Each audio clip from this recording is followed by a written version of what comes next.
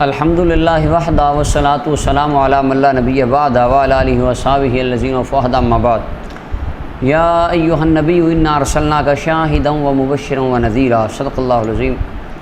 اللہ تعالیٰ کی حمد و ثنا کے بعد آج عقیدہ حاضر و ناظر کے اوپر چند مروضات میں عرض کروں گا کہ عقیدہ حاضر و ناظر کیا ہے، اور ہم جو حاضر و ناظر کا عقیدہ رکھتے ہیں اس کا مفہوم اور معنی کیا ہے، اور اس کے اوپر قرآن و سنت کے دلائل کیا ہیں۔ سب سے پہلے حاضر و ناظر کا جو اصل عقیدہ ہے وہ عقیدہ یہ ہے کہ اللہ تعالیٰ نے جب سے نبی اکرم صلی اللہ علیہ وسلم کی روح مبارک کو تخلیق فرمایا، پیدا فرمایا، اس وقت سے لے کر یوم ولادت تک آقا کریم علیہ السلام پوری کائنات کے حالات کا مشاہدہ فرماتے رہے، اور اس کے بعد اپنی ظاہری حیات طیبہ میں کائنات کے تمام امور کا رسول اللہ صلی اللہ علیہ وسلم مشاہدہ فرماتے رہے، اور آج قبر انور کے اندر آقا کریم علیہ السلام اپنی قبر کے اندر زندہ ہیں، اور پوری کائنات میں ہونے والے تمام امور کا رسول اللہ آج بھی مشاہدہ فرما رہے ہیں۔ یہ ہمارا عقیدہ ہے۔ اچھا، اس کے اوپر خوارج کچھ بالکل بے وقوفانہ جاہلانہ اعتراض کرتے ہو، کہتے ہیں دیکھو تم کہتے ہو نبی پاک ہر جگہ حاضر ناظر ہے، اگر کمرے میں نبی پاک ہے تو تم کرسی پہ کیوں بیٹھے ہو، اگر مسجد میں نبی پاک ہے تم مصلی پہ کیوں کھڑے ہو، تم ممبر پہ کیوں ہو؟ حالانکہ ایسا تو ہمارا عقیدہ ہی نہیں ہے، یہ تو بالکل ان کے جاہلانہ سوالات ہیں۔ مثال لے لیجئے، آسمان پر سورج ہے، سورج چمکتا ہے، اب سورج آسمان پر ہے لیکن پوری کائنات کے اندر اس کی روشنی پھیلی ہوئی ہے، گرمی پھیلی ہوئی ہے، دھوپ پھیلی ہوئی ہے۔ اسی طرح نبوت کا آفتاب قیامت تک گنبد خضرا میں رہے گا، لیکن اس آفتاب کی نگاہ نبوت کائنات کے تمام جگہوں پر رہے گی۔ رسول اللہ کی روحانیت، آپ کی نگاہ، آپ کا فیض، یہ پوری کائنات پہ رہے گا۔ یہ ہمارا عقیدہ ہے، اور قیامت تک آقا کریم علیہ السلام اپنی قبر میں رہیں گے۔ البتہ جب چاہیں، جس وقت چاہیں، جس جگہ چاہیں، آپ جسم مثالی کے ساتھ جہاں چاہیں تشریف لے جا سکتے ہیں۔ اچھا، اب اس عقیدے کے اوپر دلائل سنیے۔ اللہ تعالیٰ قرآن کریم کے اندر ارشاد فرماتے ہیں، اللہ تعالیٰ نے ارشاد فرمایا وَكَذَلِكَ جَعَلْنَاكُمْ أُمَّةً وَسَطًا، فرمایا ہم نے تم کو درمیانی امت بنایا، لِتَكُونُوا شُهَدَاءَ عَلَى النَّاسِ، تاکہ تم لوگوں پر گواہ ہو جاؤ، وَيَكُونَ الرَّسُولُ عَلَيْكُمْ شَهِيدًا، اور رسول تم پر گواہ ہے۔ اب اس آیہ مبارکہ کی تفسیر صحیح بخاری حدیث نمبر 4487 کتاب التفسیر کے اندر 13واں باب وَكَذَلِكَ جَعَلْنَاكُمْ أُمَّةً وَسَطًا، اس کی تفسیر میں امام بخاری رحمۃ اللہ لکھتے ہیں، اور سنن ابن ماجہ کے اندر حدیث نمبر 785 اس کے اندر امام محمد بن یزید ابن ماجہ رحمۃ اللہ علیہ آپ لکھتے ہیں، بڑی پیاری بات اس کے اندر آپ یہ اس کی تفسیر میں فرماتے ہیں۔ امام ابن ماجہ لکھتے ہیں کہ حضرت جناب ابو سعید خدری رضی اللہ تعالیٰ عنہ آپ اس حدیث پاک کو بیان فرماتے ہیں۔ جناب ابو سعید خدری رضی اللہ تعالیٰ عنہ فرماتے ہیں کہ قال رسول اللہ صلی اللہ علیہ وسلم، نبی صلی اللہ علیہ وسلم نے فرمایا یدعنوہم یوم القیامہ، فرمایا قیامت والے دن جناب سیدنا نوح علیہ السلام کو بلایا جائے گا، اور بلا کے فیقول لبیک و سعدیک، وہ کہیں گے اللہ میں حاضر ہوں۔ فیقول، اللہ تعالیٰ فرمائیں گے حل بلغتا، کیا تو نے اپنی امت کو میرا پیغام پہنچا دیا؟ تو جناب نوح علیہ السلام عرض کریں گے الہی میں نے تیرا پیغام ان کو پہنچا دیا۔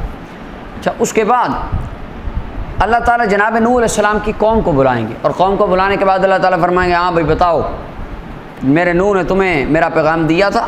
وہ کہیں گے الہی نہیں۔ نوح علیہ السلام کی قوم مکر جائے گی، وہ کہے گی ہمیں تو یا اللہ یہ تو ہم تو جانتے ہی نہیں کون ہے، یہ تو آئے نہیں ہمارے پاس، ہم ان سے واقف نہیں ہیں۔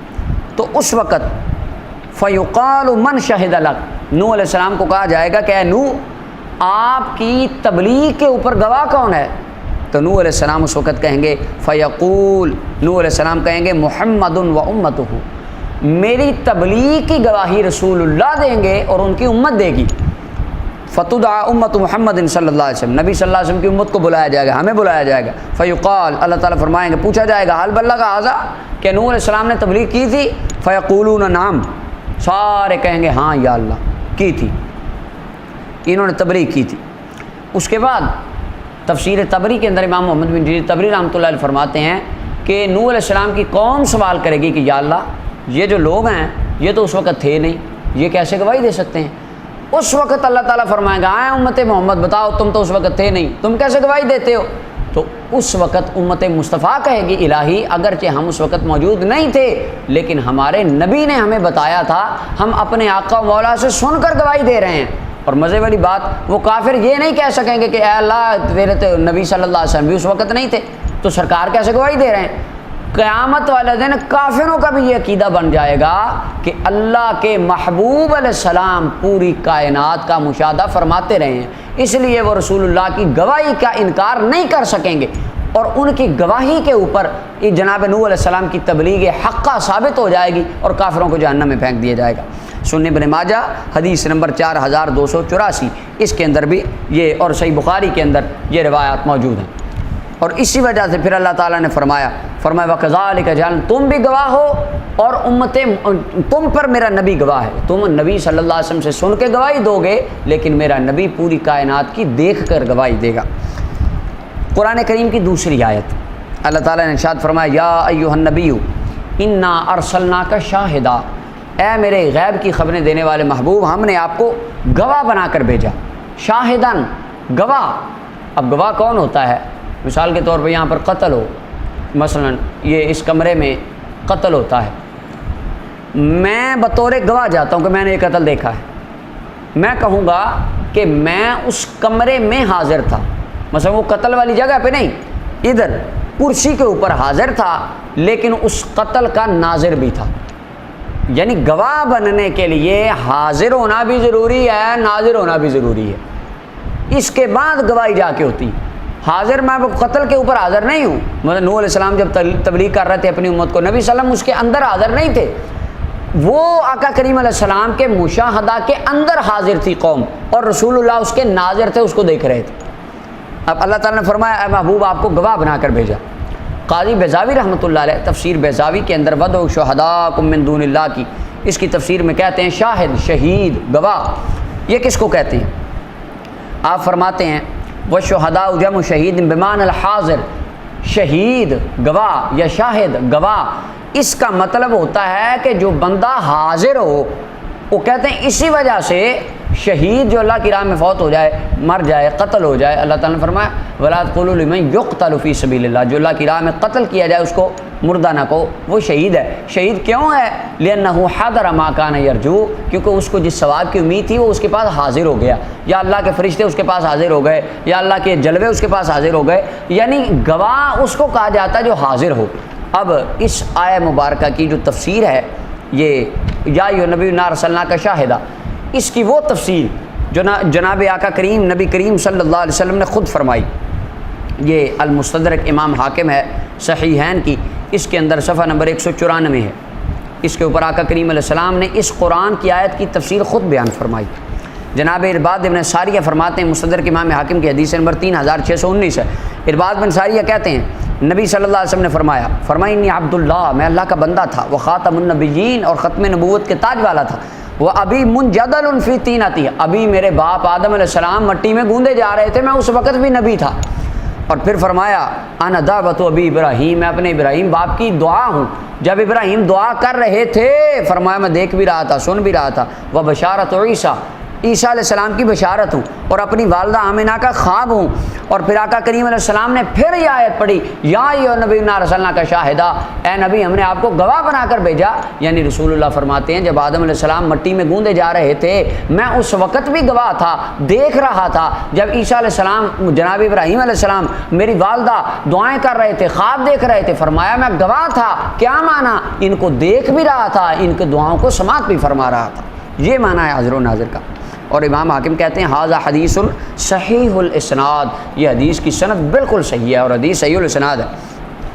اور اس حدیث مبارکہ کو امام بخاری نے تاریخ الکبیر میں، طبقات ابن سعد میں، مسند احمد بے شمار کتابوں کے اندر موجود ہے۔ امام قرطبی رحمۃ اللہ علیہ فرماتے ہیں، آپ فرماتے ہیں شاہدن کا مطلب یہ ہے رسول اللہ اپنی امت پر اور پچھلی تمام امتوں کی تبلیغ پر گواہی دیں گے قیامت والے دن کہ اللہ میں گواہی دیتا ہوں کہ تمام نبیوں نے تبلیغ فرمائی تھی، میں گواہ ہوں۔ گواہ کون ہوتا ہے؟ جو حاضر ہو، جس نے دیکھا ہو، پتہ چلا رسول اللہ 1,24,000 انبیاء کا دنیا پہ آنا، اپنی امتوں کو کلمہ پڑھانا، تبلیغ فرمانا، سرکار دیکھ بھی رہے تھے، سماعت بھی فرما رہے تھے، اسی لیے رسول اللہ گواہی دیں گے۔ تفسیر الخازن کے اندر امام ابن کثیر نے اور بھی بے شمار باتیں انہوں نے لکھی۔ علامہ آلوسی فرماتے ہیں اس کا مطلب یہ ہے کہ نبی صلی اللہ علیہ وسلم اپنی امت کے اعمال پر گواہ ہیں، اس کی تفسیر آگے آئے گی۔ اچھا، یہ دو چیزیں ہوں گے قرآن کریم سے۔ تیسرا استدلال قرآن کریم سے اللہ تعالیٰ ارشاد فرماتے ہیں، سورہ البقرہ کی آیت نمبر 243 ہے۔ اللہ تعالیٰ ارشاد فرماتے ہیں، الم تر الی الذین خرجوا من دیارہم وہم الوف حذر الموت، اے میرے محبوب کیا آپ نے نہیں دیکھا کہ جب لوگ نکلے اپنے گھروں سے، وہ ہزاروں تھے۔ حزقیل علیہ السلام کی قوم کا واقعہ بیان ہو رہا ہے کہ ہزاروں سال نبی صلی اللہ علیہ وسلم کی پیدائش سے قبل ایک بستی میں طاعون پھیل گیا، اور وہاں کے کچھ لوگ تھے، وہ لوگ بستی سے بھاگ گئے۔ پہلے طاعون آیا، بعد میں انہوں نے کہا اب جب طاعون آئے گا ہم چلے جائیں گے۔ وہ امیر لوگ سارے گاؤں چھوڑ کے بھاگ گئے، غریب مر گئے۔ وہ امیروں نے جا کر جس جگہ پناہ لی، اللہ تعالیٰ نے فرشتوں کو حکم دیا، فرشتہ گیا، اس نے وہاں چیخ ماری، جا کے سارے مر گئے۔ حزقیل علیہ السلام اللہ کے نبی کئی دیر بعد ادھر سے گزرے، ڈھانچے پڑے تھے ہڈیوں کے، تو انہوں نے دعا کی اللہ ان کو زندہ کر دے۔ اللہ تعالیٰ نے اپنے نبی کی دعا کی برکت سے انہیں زندہ کر دیا۔ اب اللہ تعالیٰ قرآن کریم میں فرماتا کیا ہے؟ اللہ تعالیٰ فرماتا ہے الم ترا، اے میرے محبوب کیا آپ نے نہیں دیکھا؟ اچھا، یہ جملہ کس کو کہا جاتا ہے؟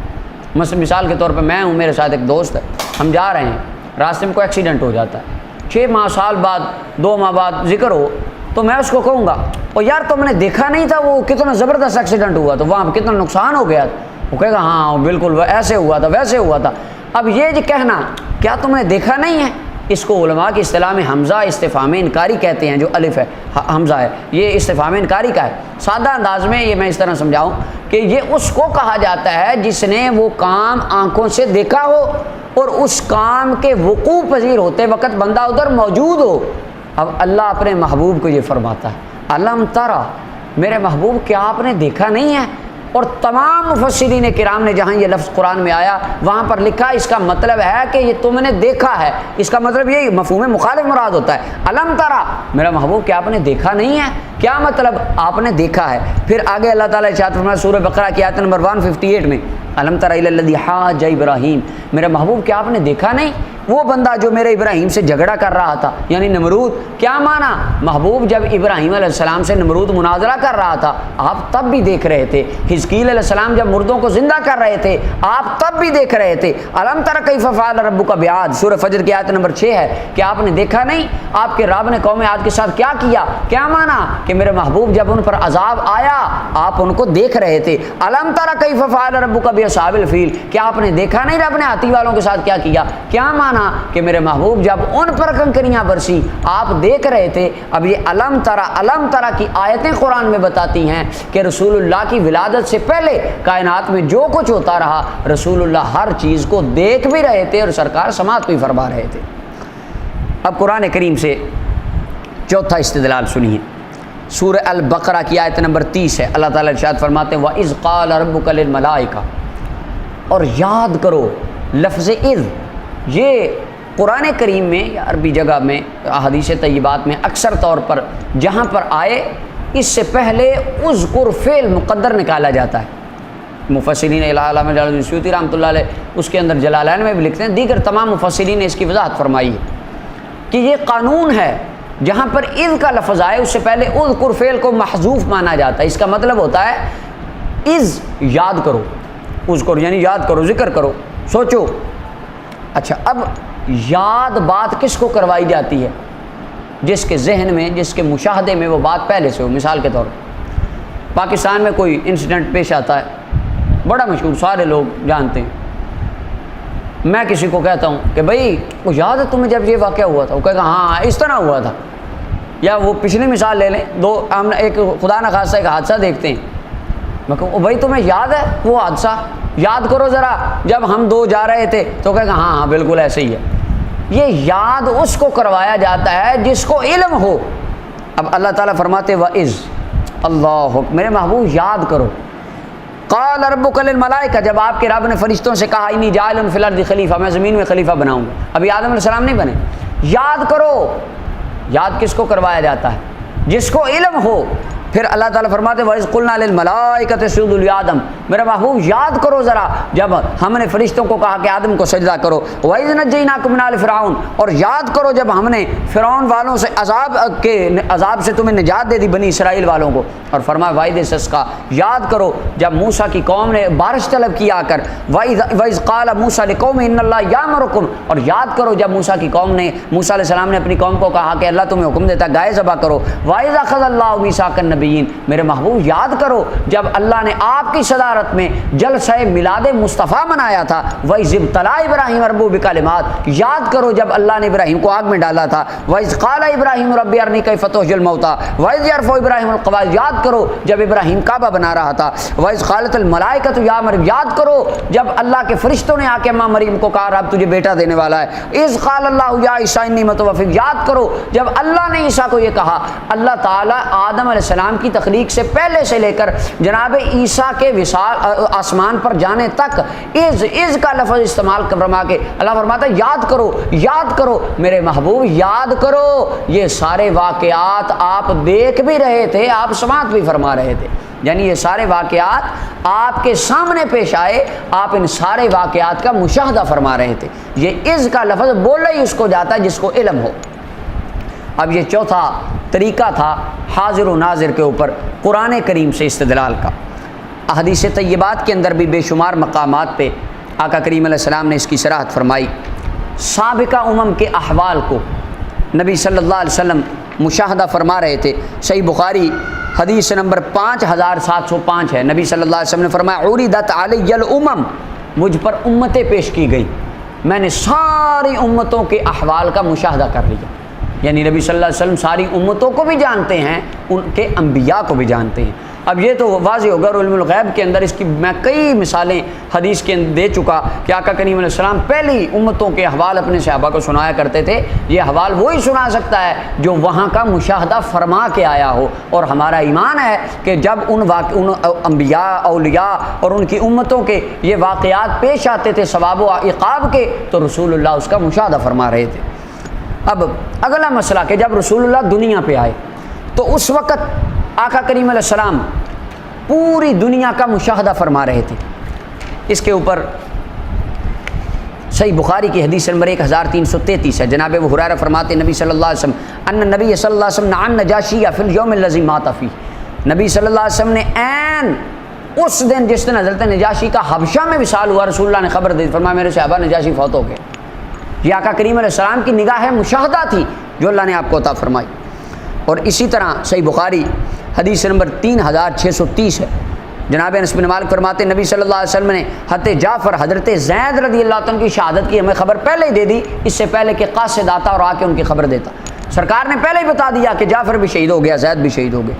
اور پھر صحیح بخاری حدیث نمبر 1246 اور 3757 ہے، اس کے اندر بھی وہ آقا کریم علیہ السلام نے جنگ موتا کا پورا نقشہ بیان فرمایا میرے صحابہ زید نے جھنڈا پکڑ لیا، زید شہید ہو گیا، ثم اخذ جعفر، فرمایا جعفر طیار نے پکڑ لیا، فاصیبہ، وہ بھی شہید ہو گیا، ثم اخذ عبداللہ بن رواحہ، عبداللہ بن رواحہ نے پکڑ لیا، وہ بھی شہید ہو گیا، اور آقا کریم علیہ السلام کی آنکھوں سے آنسو جاری تھے۔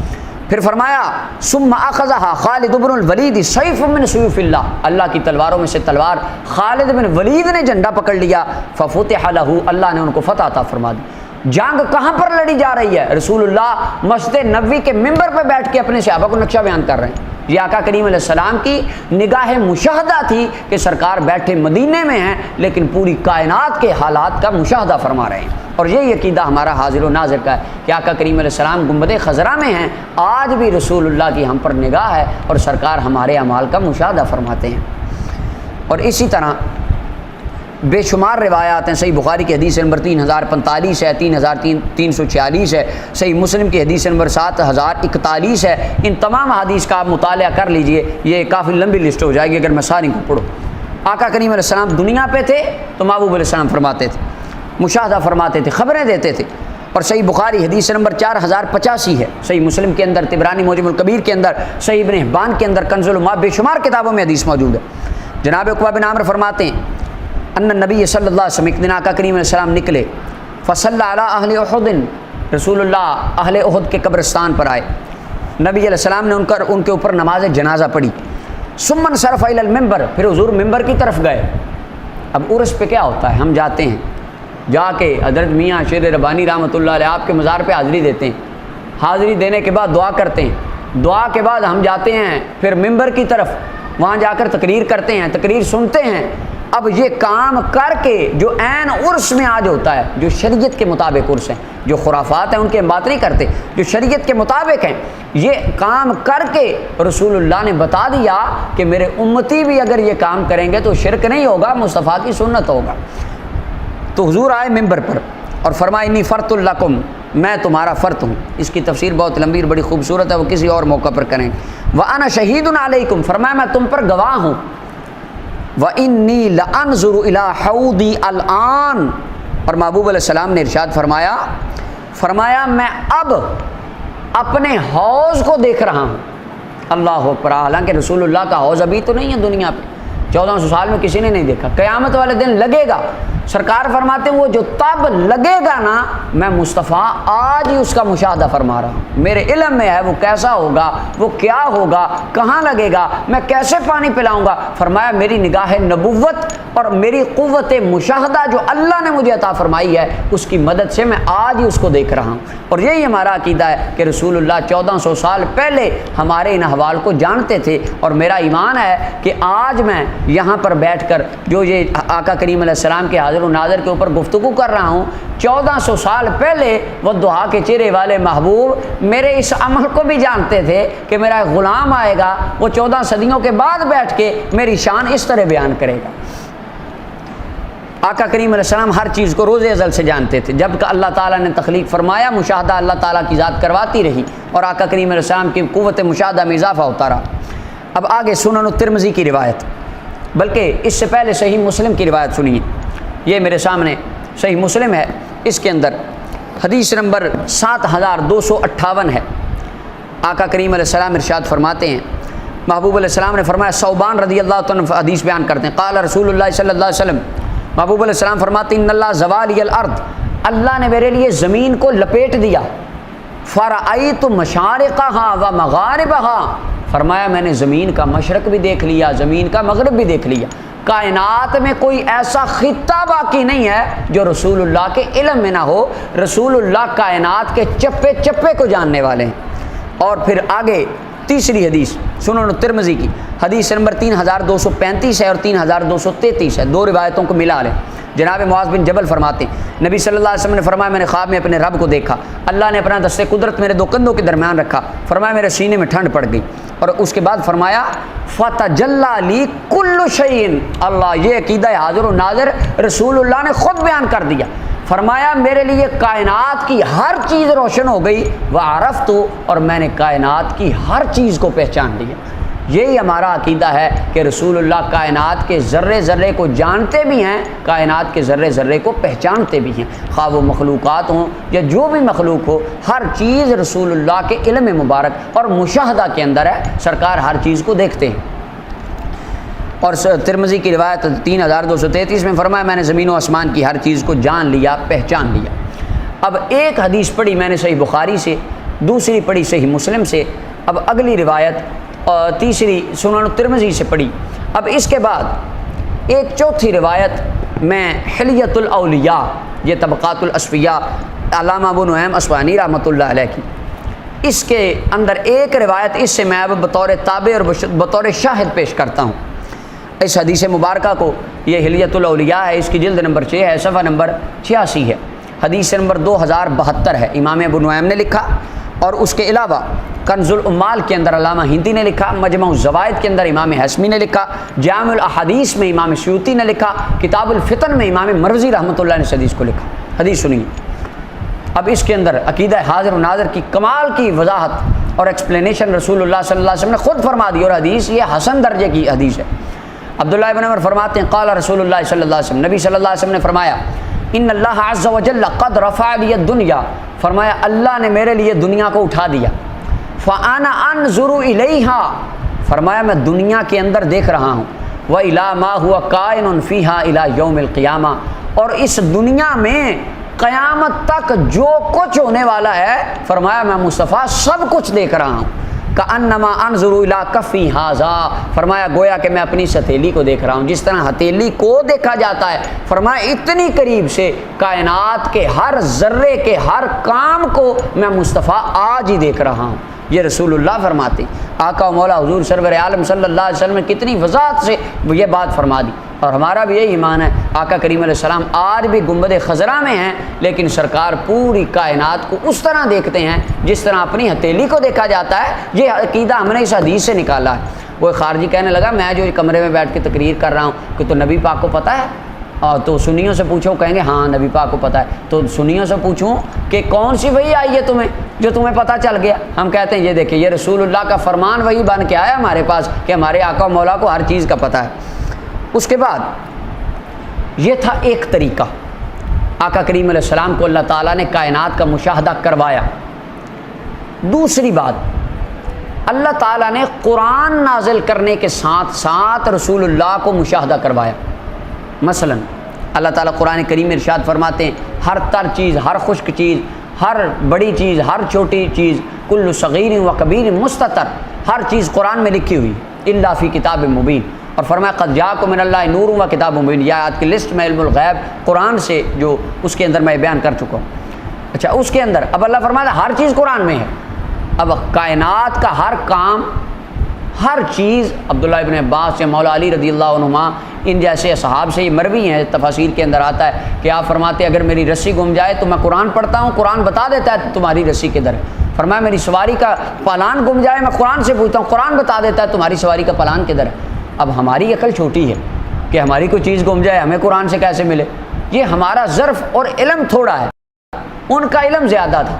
اگر صحابہ کرام کو گمی ہوئی رسیاں قرآن سے مل سکتی ہیں تو رسول اللہ کو پوری کائنات کا علم بھی تو قرآن سے مل سکتا ہے نا، کیونکہ قرآن ان کو پڑھ کے اتنا علم آ گیا تو جس کے سینے پہ قرآن نازل ہوا اس محبوب کو کتنا علم آئے گا۔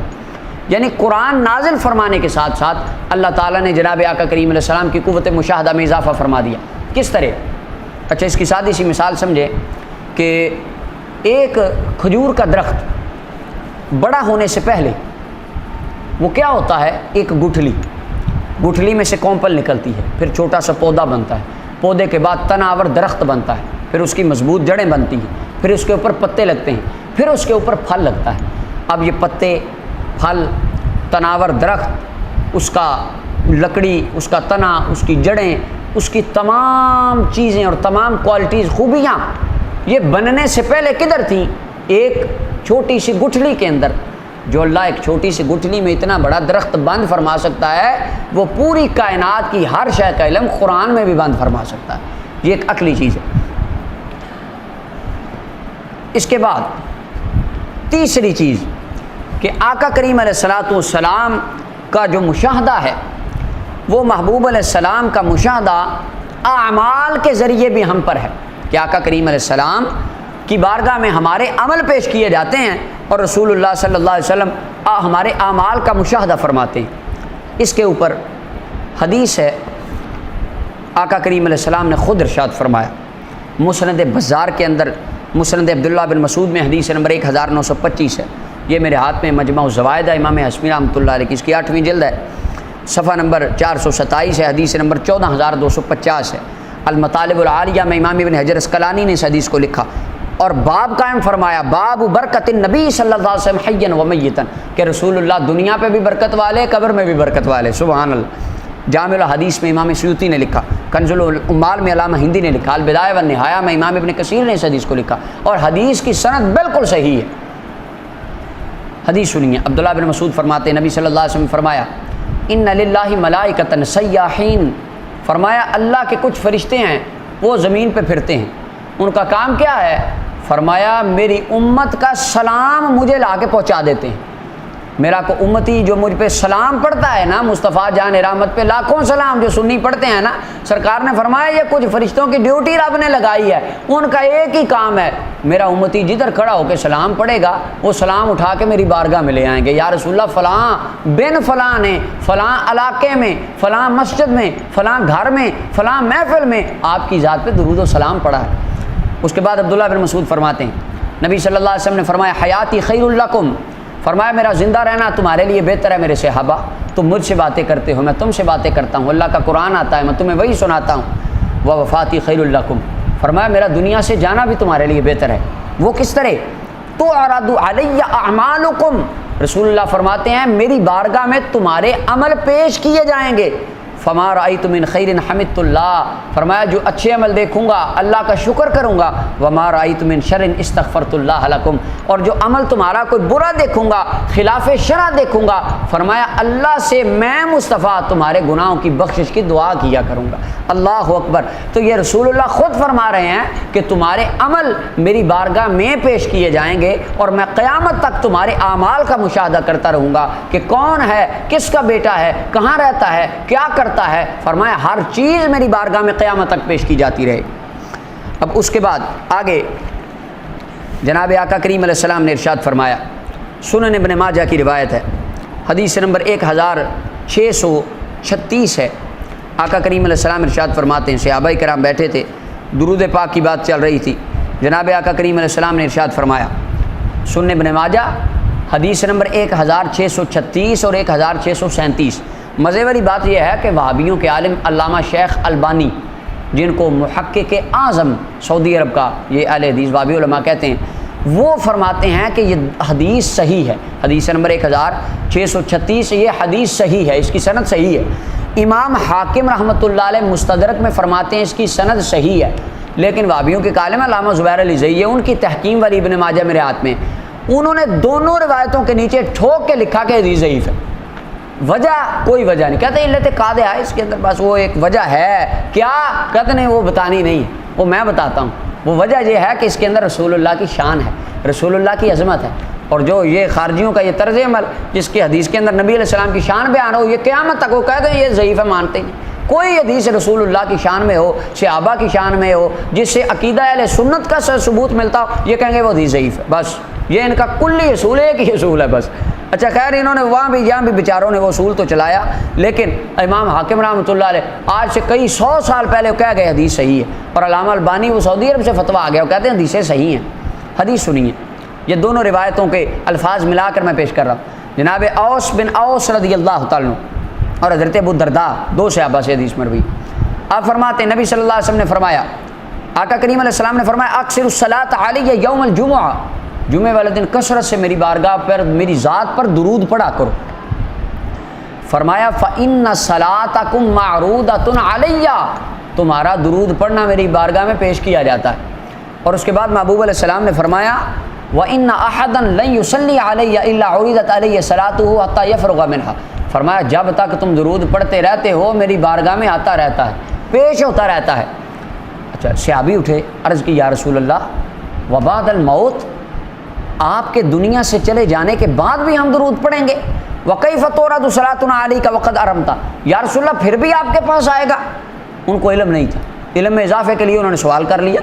آقا کریم علیہ السلام نے فرمایا ہاں وبعد الموت، دنیا سے جانے کے بعد بھی درودوں کی لسٹیں، سلاموں کی لسٹیں مصطفیٰ کی بارگاہ میں آتی رہیں گی۔ فرمایا ان اللہ حرم علی الارض ان تاکل اجساد الانبیاء، اللہ نے زمین پر حرام کر دیا نبیوں کے جسموں کو کھانا، فنبی اللہ حی یرزق، اللہ کا نبی زندہ بھی ہوتا ہے، قبر میں اس کو رزق بھی دیا جاتا ہے اور اس کے اوپر عمل بھی پیش ہوتے ہیں۔ فرمایا میں سنتا رہوں گا، تمہارے اعمال کی لسٹیں میری بارگاہ میں آتی رہیں گی۔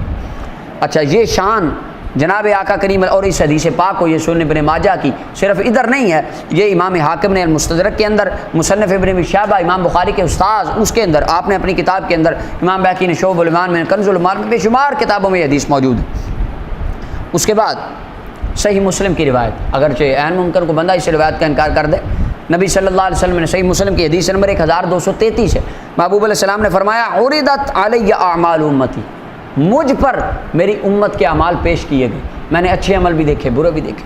صحیح مسلم حدیث نمبر 1233، یعنی اس سے پتہ چل گیا واضح طور پہ، صحیح حدیث کی روشنی میں واضح ہو گیا کہ رسول اللہ کی بارگاہ میں قیامت تک عمل پیش ہوتے رہیں گے اور سرکار ان اعمال کا مشاہدہ فرماتے رہیں گے۔ اچھا یہ شان، اب یہاں پر کوئی سوال کر سکتا ہے کہ اچھا یہ جو بات ہے اعمال پیش کرنے کی، یہاں پر تو کچھ وہابی دیوبندی بھی ہمارے ساتھ مل جائے، کہتے ہیں ہاں اتنی بات ٹھیک ہے، نبی صلی اللہ علیہ وسلم پر عمل پیش ہوتے ہیں. یہ حیاتی ہیں جو دیوبندیوں میں، ایک مواتی گروپ ہے ایک حیاتی گروپ ہے، دو فرقے ہیں ان کے بھی. تو حیاتی جو فرقہ ہے وہ کہتے ہیں ہاں یہ بات تو چلو ہم مانتے ہیں، سرکار کی بارگاہ میں عمل جاتے ہیں پیش ہوتے ہیں، لیکن وہ کہتے ہیں نہیں سرکار دیکھتے نہیں ہیں. وہ خیر وہ پیچھے میں بات کر رہا ہے. خارجی بھی یہی کہتے ہیں دیکھیں بھائی جب عمل پیش ہوتے ہیں تو سرکار دیکھتے تو نہیں ہیں، کیونکہ عمل چلے جاتے ہیں. اگر عمل چلے جاتے ہیں تو دیکھتے کیسے ہیں، اگر دیکھتے ہیں تو عمل کیسے جاتے ہیں. طبرانی معجم الکبیر کے اندر، یہ میرے سامنے طبرانی معجم الکبیر ہے، اس کے اندر حدیث پاک ہے. جناب آقا کریم علیہ السلام نے ارشاد فرمایا، یہ طبرانی معجم الکبیر ہے، حدیث نمبر 8886. عبداللہ ابن مسعود فرماتے ہیں ان ربکم تعالی لیس عندہ لیل ولا نہار، فرمایا اللہ کی بارگاہ میں دن رات نہیں ہوتی، یہ تمہارے لیے ہے. فرمایا اللہ تو نور ہے، آسمان و زمینوں کا نور ہے. فرمایا فتعرض علیہ اعمالکم بالامس، ہر شام کے وقت تمہارے عمل اللہ کی بارگاہ میں پیش کیے جاتے ہیں. اب سوال ہے اللہ ہمیں ہر وقت دیکھتا ہے کہ نہیں؟ کہیں گے جی دیکھتا ہے، تو پھر پیش کیوں کیے جاتے ہیں؟ بھائی اللہ تعالیٰ ہر وقت اپنی مخلوق کے اوپر نگاہ رکھتا ہے، لیکن اللہ تعالیٰ کی ذات کے لائق، اس کی شان کے لائق، اس کی ذات کا پروٹوکول یہ ہے کہ فرشتے بندوں کے اعمال اس کی بارگاہ میں لے جا کر پھر پیش کرتے ہیں. اسی طرح اللہ تعالیٰ نے اپنی عطا سے اپنے محبوب کریم صلی اللہ علیہ وسلم کو قوت مشاہدہ بھی عطا فرمائی. رسول اللہ پوری کائنات کا مشاہدہ بھی فرماتے ہیں، اور ساتھ بارگاہ محمدی کا یہ پروٹوکول ہے کہ فرشتے اعمال غلاموں کے اٹھا کے سرکار کی بارگاہ میں پیش کرتے ہیں. اچھا، اور یہ اگر بات یہ کی جائے کہ رسول اللہ کے بارے میں صرف عمل پیش ہوتے ہیں، تو یہ بات رسول اللہ کے ساتھ خاص نہیں ہے، بلکہ یہ تو آقا کریم علیہ السلام نے اپنی حدیث میں فرمایا تمہارے مردوں پر بھی تمہارے عمل پیش ہوتے ہیں. حدیث پاک سنیے، یہ المستدرک امام حاکم، اس کی جلد نمبر 5 ہے اور صفحہ نمبر 437 ہے. اس کے اوپر آقا کریم علیہ السلام حدیث نمبر 7919 صحیح الاسناد روایت، جناب نعمان ابن بشیر رسول اللہ کے صحابی، آپ فرماتے ہیں لوگوں میں نے رسول اللہ کو فرماتے سنا تھا. سرکار نے فرمایا اللہ اللہ فی اخوانکم من اہل القبور، فرمایا اللہ کیا شان ہے تمہارے قبروں والے بھائیوں کی. ان اعمالکم تورد علیہم. یہاں پر ان وابی دوستوں کو بھی غور کرنا چاہیے جو کہتے ہیں نہیں قبر والے مٹی ہو گئے، ان کو کچھ نہیں پتا، وہ تو سلام کا جواب ہی نہیں سنتے. اب امام حاکم کہتے ہیں ھذا حدیث صحیح الاسناد، حدیث کی سند بھی صحیح ہے، فرمانے والے رسول اللہ کے صحابی ہیں، بات رسول اللہ کی ہے. اللہ کے محبوب فرماتے ہیں تمہارے قبروں والے بھائیوں کی کیا شان ہے. ان اعمالکم تورد علیہم، تمہارے عمل قبروں والوں پر پیش کیے جاتے ہیں. اللہ تمہارے کاموں کی لسٹیں تمہارے عزیز و اقارب قبروں والوں کو دکھاتا ہے کہ یہ دیکھو تمہارے بندوں نے، یا فرشتے لے کے جاتے ہو کہتے ہیں یہ اس نے یہ کیا یہ کیا. یہ بات تو قبروں والوں میں پیش کی جاتی ہے. اچھا، اس کے اندر یہ الفاظ تھے. اب آگے دیکھیے، یہ میرے سامنے مسند ابی داود طیالسی ہے، یہ امام بخاری رحمۃ اللہ علیہ کے زمانہ کے محدث تھے. اچھا، یہ اس کے اندر مسند ابی داود طیالسی کے اندر یہ حدیث نمبر 1794. حضرت جابر بن عبداللہ فرماتے ہیں نبی صلی اللہ علیہ وسلم نے ارشاد فرمایا ان اعمالکم تورد علی عشائرکم واقربائکم فی قبورہم. رسول اللہ فرماتے ہیں تمہارے عمل تمہارے خاندان والوں پر، قریبی رشتہ داروں پر قبروں میں پیش کیے جاتے ہیں. مثلا آپ کے دادا، والد، والدہ یا قریبی رشتہ دار جو جن کے ساتھ انسان کا ریلیشن وہ فوت ہو گئے، قبروں میں چلے گئے، سرکار فرماتے تمہارے نامہ اعمال کی لسٹیں ان کو بھی دکھائی جاتی ہیں. فَإِن كَانَ خَيْرًا اسْتَبْشَرُوا بِذَلِكَ. اگر تو اچھے کام دیکھیں، بندہ نماز پڑھتا ہے، قرآن پڑھتا ہے، نیک کام کرتا ہے، فرمایا قبروں والے قبروں میں خوش ہوتے ہیں. وَإِن كَانَ غَيْرَ ذَلِكَ. اگر اس کے علاوہ برے کام دیکھیں تو وہ کہتے ہیں اللہم ان یعملوا بطاعتک، اللہ اس کو توفیق دے کہ یہ تیری فرما برداری والے کام کرے. وہ ناراض ہو کے دعا کرتے ہیں. یہ آقا کریم علیہ السلام فرماتے ہیں. اس حدیث کو امام طبرانی نے معجم الاوسط کے اندر بیان کیا، پہلی جلد صفحہ نمبر 56 کے اوپر. یہ امام ابو داؤد نے بھی اس کو، اور حضرت امام مسند ابی داؤد طیالسی کے اندر بھی اس حدیث کو لکھا. یعنی یہ پروٹوکول تو عام مومنوں کو بھی اللہ تعالیٰ عطا فرماتا ہے. اس میں نبی صلی اللہ علیہ وسلم کی خاصیت تو ہے کہ آقا کریم علیہ السلام کو تو سلام بھی جاتا ہے، درود بھی ہر چیز ہی جاتی ہے، لیکن اس کا کچھ حصہ عام مسلمانوں کو بھی ملا ہوا ہے. اس کے بعد آخری اس کے اوپر بات جو ہے یہ میرے سامنے ہے کتاب الزہد. حضرت عبداللہ ابن مبارک رحمۃ اللہ علیہ. اللہ اکبر، کیا بات. عبداللہ بن مبارک. کون عبداللہ بن مبارک؟ اچھا ان کا تعارف میں چونکہ یہ بہت بڑے صوفی اللہ کے ولی اور محدث تھے، میں تو پھر کروں گا. ہمارے کچھ رفع یدین کرنے والے دوست وہ جب ان کو حدیث سناتے ہیں نا ترمذی کی کہ نبی عبداللہ بن مسعود نے فرمایا الا اصلی بکم صلاۃ رسول اللہ، تمہیں وہ نماز پڑھاؤں جو رسول اللہ کی تھی، تو آپ نے پہلی مرتبہ بس ہاتھ اٹھائے، پھر پوری نماز میں رفع یدین نہیں کیا. ہم کہتے ہیں کہ اس حدیث سے رفع یدین منسوخ ہو گیا، ہم نہیں کرتے، یہ ہماری دلیل ہے. اچھا وہ ایک علمی کتابی خارجی وہ بھی کہنے لگا عبداللہ بن مبارک فرماتے ہیں. کون عبداللہ بن مبارک؟ وہ کھینچ کے ذرا کون عبداللہ بن مبارک؟ وہ عبداللہ بن مبارک. آگے ان کی 2-3 شانیں بیان کر کے کہتے وہ فرماتے ہیں. یہ حدیث تو ثابت نہیں، حالانکہ وہ عبداللہ بن مبارک کا قول بھی بالکل اس کی سند درست نہیں. امام ترمذی نے بغیر سند کے لکھا ہے اور اس کی سند نہیں، اور وہ اس حدیث کے بارے میں آپ نے فرمایا ہی نہیں ہے. یہ ان کے فہم کے اور ادراک کی غلطی ہے. عبداللہ بن مبارک رحمۃ اللہ علیہ نے حدیث ابن مسعود فلم یرفع یدی اللہ فی اول مرہ اس کے بارے میں یہ نہیں فرمایا، وہ اور بات ہے. اچھا خیر وہ میں بات نہیں کرتا، وہ اس پر وہ ناراض ہو جاتے، کہتے ہیں آپ کو تو پتہ ہی نہیں، ہمیں پتہ ہے سر. ٹھیک ہے جی آپ کو سارا پتہ ہے، ہمیں واقعی نہیں پتہ کچھ. خیر وہ کہتے نہیں یہ وہ عبداللہ بن مبارک ہیں جو یہ فرماتے ہیں. اچھا میں یہاں پر بڑی محبت سے ایک بات کرتا ہوں، یہ وہی عبداللہ بن مبارک ہیں، وہی عبداللہ بن مبارک، وہ جو ترمذی والے اور رفع یدین کی حدیث کی نچلی لائن والے جہاں آپ کو قول ان کا نظر آتا ہے. اب دیکھیں یہ ادھر کیا فرماتے ہیں. عبداللہ بن مبارک فرماتے ہیں ان ابا الدرداء کان یقول. عبداللہ بن مبارک اپنی سند کے ساتھ حدیث لائے ہیں کتاب الزہد میں صفحہ نمبر 468 کے اوپر. فرماتے ہیں ابو الدرداء رضی اللہ عنہ فرماتے تھے ان اعمالکم تعرض علی موتاکم. حضرت ابو الدرداء فرماتے تھے کہ تمہارے کام قبروں میں تمہارے عزیز و اقربا پر پیش کیے جاتے ہیں. آپ کا عقیدہ قبروں والے تو سنتے ہی نہیں، وہ تو مار کے مٹی میں ہو گئے، ان کو تو پتہ ہی کچھ نہیں ہے جی، وہ تو کچھ کر ہی نہیں سکتے، وہ تو دعا ہی نہیں کرتا. آپ کہتے ہیں دعا تو زندوں سے کراؤ، دعا قبر والے کوئی دعا نہیں کرتے.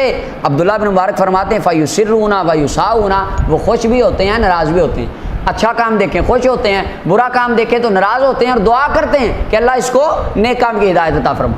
اب یہ عبداللہ بن مبارک فرماتے ہیں. اور حضرت ابو الدرداء فرمایا کرتے تھے اللہم انی اعوذ بک ان اعمل عملا یخزی بہ عبداللہ بن رواحہ. اللہ میں تیری پناہ میں آیا کہ ایسا کام کروں جس کے ساتھ قبر میں میرے ماموں عبداللہ بن رواحہ مجھ سے ناراض ہو جائیں.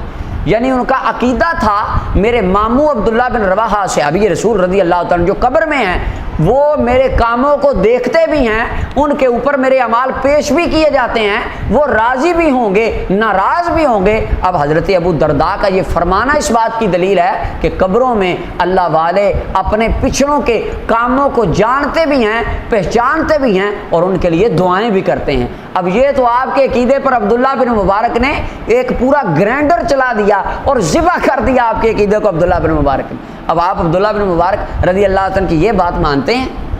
اس کے بعد اگلی روایت میں عبداللہ بن مبارک اپنی سند کے ساتھ حدیث لکھتے ہیں انہ سمع سعید بن المسیب، جناب سعید بن مسیب رضی اللہ عنہ سے آگے پیچھے 2 راوی، پوری سند یہاں پر فرماتے ہیں لیس من یوم الا یعرض فیہ علی النبی صلی اللہ علیہ وسلم امتہ غدوۃ وعشیۃ. ہر دن نبی صلی اللہ علیہ وسلم کی بارگاہ میں سرکار کی پوری امت کا نقشہ پیش کیا جاتا ہے. فیعرفہم بسیماہم، رسول اللہ اپنے غلاموں کو اور صبح اور شام 2 مرتبہ پیش کیا جاتا ہے پوری امت کو. فیعرفہم بسیماہم، رسول اللہ اپنے غلاموں کو ان کی نشانیوں سے پہچانتے ہیں. سرکار پہچانے یہ وہ ہیں جو میرے نام پہ آنے پر انگوٹھے چومتے ہیں، یہ وہ ہیں جو کھڑے ہو کر مجھ پر درود و سلام پڑھتے ہیں، یہ وہ ہیں جو نماز پڑھتے ہیں، یہ وہ ہیں جو حرام کام سے بچتے ہیں، یہ وہ ہیں جو میری تعلیمات پر عمل کرتے ہیں، نیکی کرتے ہیں، صلہ رحمی کرتے ہیں. نشانیوں کے ساتھ رسول اللہ اپنی امت کو پہچانتے ہیں. یہ عبداللہ بن مبارک فرما رہے ہیں، حدیث لکھتے ہیں. فرمایا وہ اعمال دکھائے کیوں جاتے ہیں؟ اسی اعمال کو دیکھنے کے ساتھ قیامت والے دن رسول اللہ اپنی امت کے عملوں کی گواہی ارشاد فرمائیں گے. اب آقا کریم علیہ السلام کی قوت مشاہدہ کو 3 طرح سے عقیدہ حاضر و ناظر کے اندر سمو دیا گیا. سب سے پہلے کہ آقا کریم علیہ السلام اولین و آخرین کا مشاہدہ فرماتے رہے۔ آقا کریم علیہ السلام کو قرآن کے ذریعے قوت مشاہدہ کے اندر اضافہ عطا فرمایا گیا۔ اور تیسری چیز، پوری کائنات کو رسول اللہ اس طرح دیکھتے ہیں جس طرح اپنی ہتھیلی کو دیکھتے ہیں۔ اور پھر چوتھی چیز کہ آقا کریم علیہ السلام کی بارگاہ میں اعمال کی روزانہ لسٹیں پیش کی جاتی ہیں۔ محبوب علیہ السلام جانتے بھی ہیں، پہچانتے بھی ہیں، ہمارا سلام سنتے بھی ہیں، اس کا جواب بھی ارشاد فرماتے ہیں۔